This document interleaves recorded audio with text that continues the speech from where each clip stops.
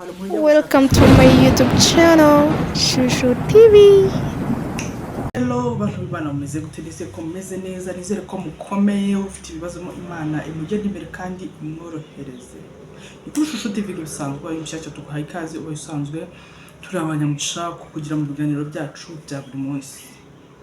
Kubw'ibyo rero ino tugiye kurebera hamwe iyo abantu bari guteretana hari ibyo bita mu ndimi z'amahanga ngo red flag cyangwa se idarapo ry'umutuku cyangwa se ya karta y'umutuku mu kibuga cy'umupira baha umuntu uri gukora amakosa. Hari utuntu mu mubano w'abantu bari guteretana cyangwa bari kurambagizanya ariko bari hafi kurwubaka babona bakabyirengagiza kandi bakumva ko nibagera mu rugo bizaba perfect bizaba byiza kurushaho kandi nyamara bari kubona utuntu tutameze neza mu gihe bari kurambagizanya. Hari umuntu umwe expert mu relationship expert cyangwa se uwigisha ku by'imibano nabonye avuga ngo iyo mugiye kubana biriya bintu ubona mugiye kubana iyo mugiye kubana birikuba ntabwo bigabanuka.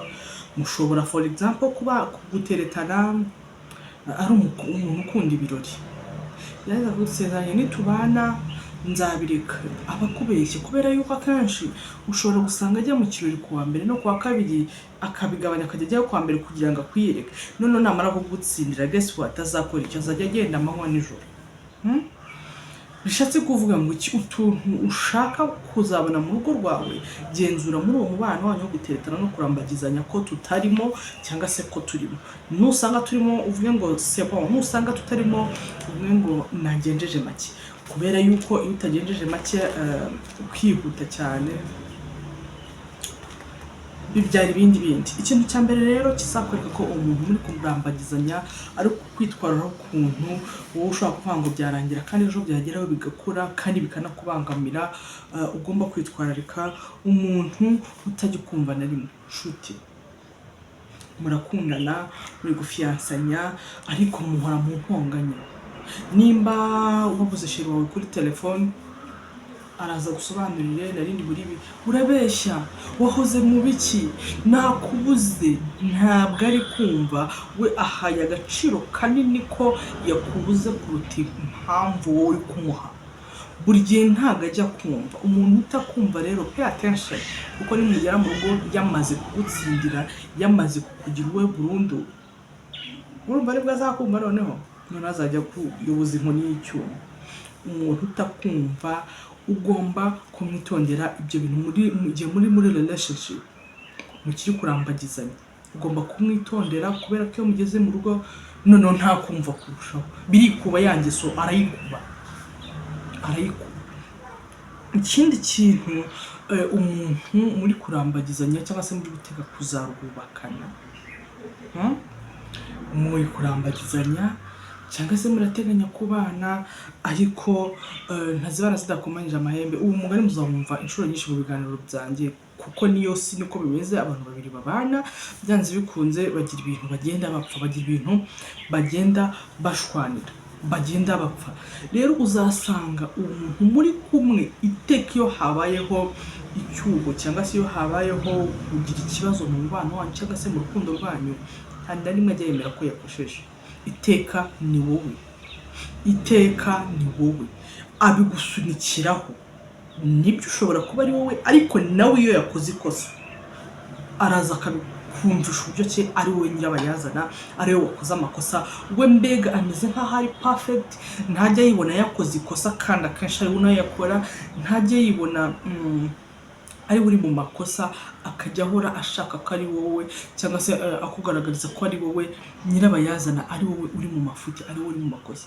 Umuntu ugusunikiraho amakosa akagusunikiraho byacitse kabaye icyabaye cyose muri relationship yanyu muri wowe wabiteye jya umwitondera ko nimujya mu rugo ukabyara batanu mwaravuganye umwe azarera umwe yavuze azarera umwe yashatse abandi wabyaye ureba kandi ndaye guteye ukamera nk'umwana w'umukobwa wabyari iwabo bakubwira ati kuki wiyandaritse kandi imagine kubura umugore w'umugabo mukabyara abana babiri wabyaye wa gatatu ngo yinda wayisama ureba ari we wayiguteye ni ikibazo. Akahita agaragaza ko ari wowe wabishigiye ko ari wowe wasamye iyo nda ubishaka. Kandi imagine kubura umugabo ugatahana amafaranga mu rugo umugore akakubwira ati udufaranga nta kintu turi butumarire ubizi neza ko wakoresheje imbaraga zawe zose icyo gihe haba habayeho kutagira gute, kutamenya ko buri wese nyine buri wese agashaka kujya gusunikira ibyabaye, akagusunikira hatamenya impamvu zacyo. Ni ibintu ugomba kwitondera. Wabibona mu bana w'abantu muri gukundana, umuntu muri gukundana, muri guteganya kubana by'umwihariko, ukagenza make nyabona. Can you imagine ko ushobora kuba wabaye imyaka 18, 20, 21 iwanyu, ukavuga ati imyaka yose usigaye ngiye kuyiharira kuzabana n'uyu muntu, warangiza ibyo byose bikaguca ku maso, ukajya uvuga ngo amaso ngo ari mu rukundo ntabona, aba yabaye iki?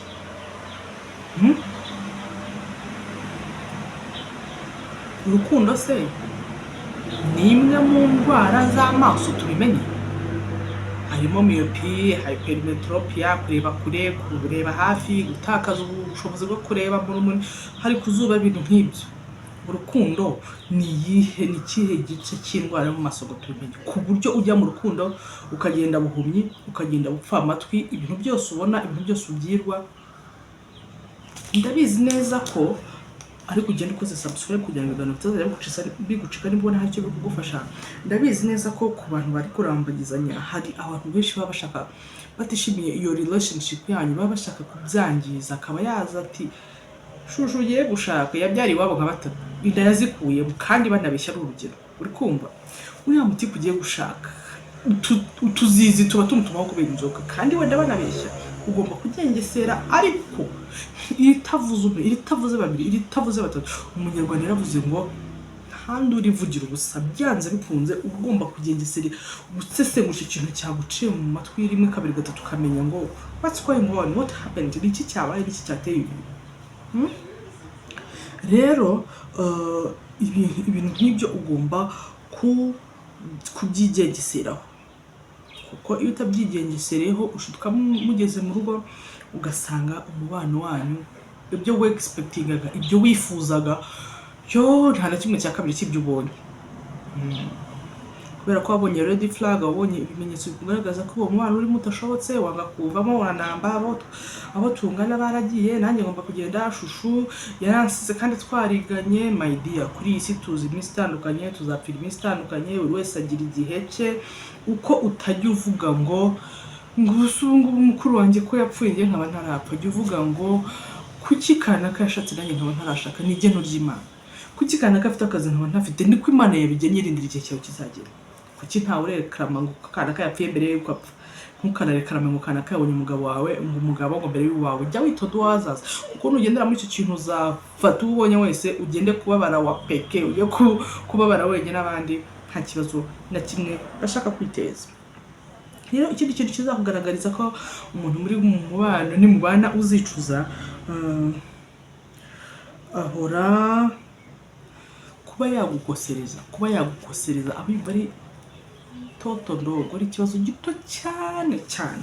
Aba yumva kuba yagukosereza nyine ari nko kunywa amazi, inyota igashira.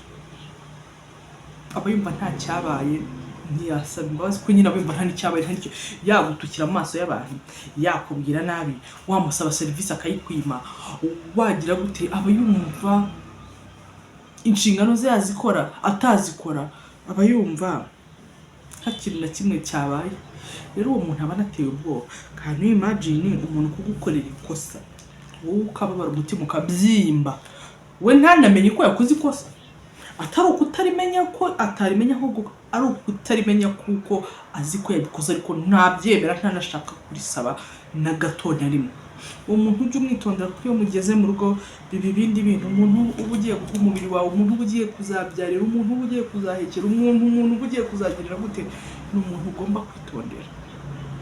Hari umuntu ejo bundi muri komantere bambwiye ngo mubyeyi ushahura ngo ibintu uvuga ngo ntabwo ubizi, ngo none se ko hari n'igihe ngo umuntu ngo umubona, kuko muri fiyansaye habaho kwishushanya. Akenshi umuntu akaza yatiye imodoka, yatiye ipantaro, wagera mu nzu ugasanga n'inzu ugiyemo nta n'umukeka urimo, kubera ko ibyo yazaga kwereka ni ibitirano. My dear, si uko mba ntabizi, mba mvuga iby'ukuri bihari bigaragara muri iyi si, nawe ukaza uvuga uko ubyumva.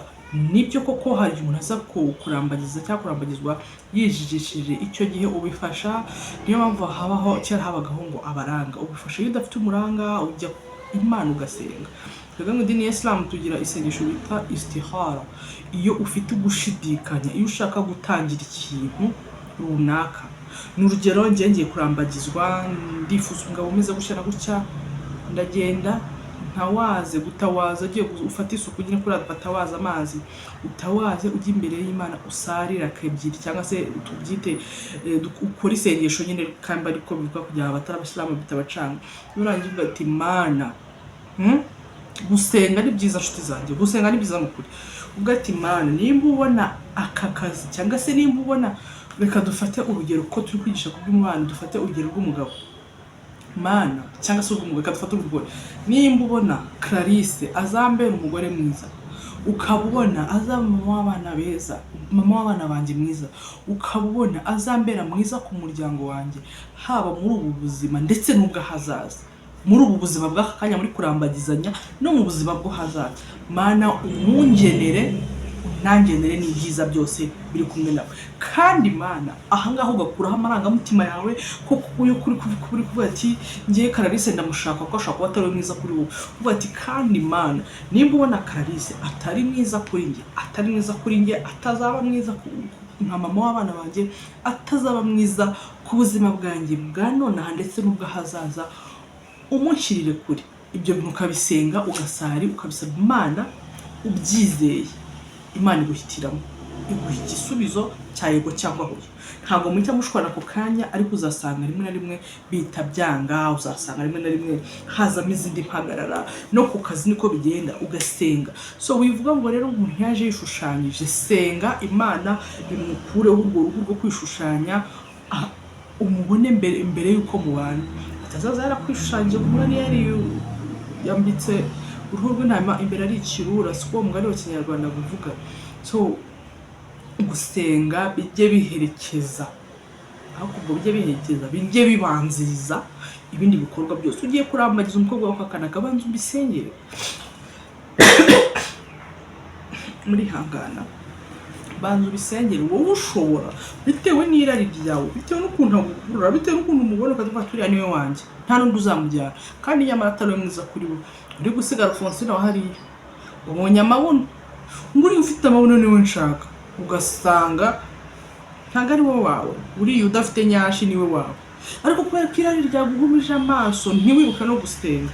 Jya usengera ibintu byawe byose, akazi, urugo, abana, buri kintu cyawe cyose ugisengere, ukiragize Imana. Hano twavugaga ku mubano rero, ibintu nubibona uzabyitondere kugira ngo utazicuza. Hanyuma usenge uvuga ati Imana, ko ibimenyetso byose ishusho yatubwiye haba mbibonye ku muntu dukundana, ese ni wowe wanjye cyangwa se wowe wanjye. Ubundi hamwe no kwizera, ntabwo ari gusenga gusa, kwizera murabizi ko baravuga ngo kwizera cyangwa se icyizere kirarema. Iyo usenze wizeye Imana yawe, ya bintu wasabye urabibona mu buryo bumwe cyangwa ubundi. Rero mwiteretana buhumye nabibabwiye, ntabwo urukundo ari imwe mu ndwara z'amaso, ngo urukundo ngo iyo umuntu ari mu rukundo ngo abimpumye. Humuka utazajya ngo barambwiye ngo sinumva ngo kandi nanjye narabibonaga nkabyi. Utubyirengagiza gute? Wirengagiza umuntu ukubeshya amanywa nijoro? Gute wirengagiza ko umuntu iteka ryose utangira kurira unarizo yuko yakubeshye, urizwa nuko agututse kuri telefone mutaranaba? Ubwo nakugeza mu rugo bikikoho bizagenda gute? N'icyo uzajya uzirya. Imana ikomeze kubarinda, ikomeze kubakunda. Ibiganiro byubaka umubano, byubaka urukundo, byubaka ubuzima muri rusange. Ni kuri Shushuti. Imana ikomeze kubakunda, Imana ikomeze kubahira mu biganiro byanyu bya buri munsi, mu buzima bwanyu bwa buri munsi, mu kazi kanyu ka buri munsi. Ndabakunda cyane, mugire Imana n'amahoro, murakarama. Bye bye.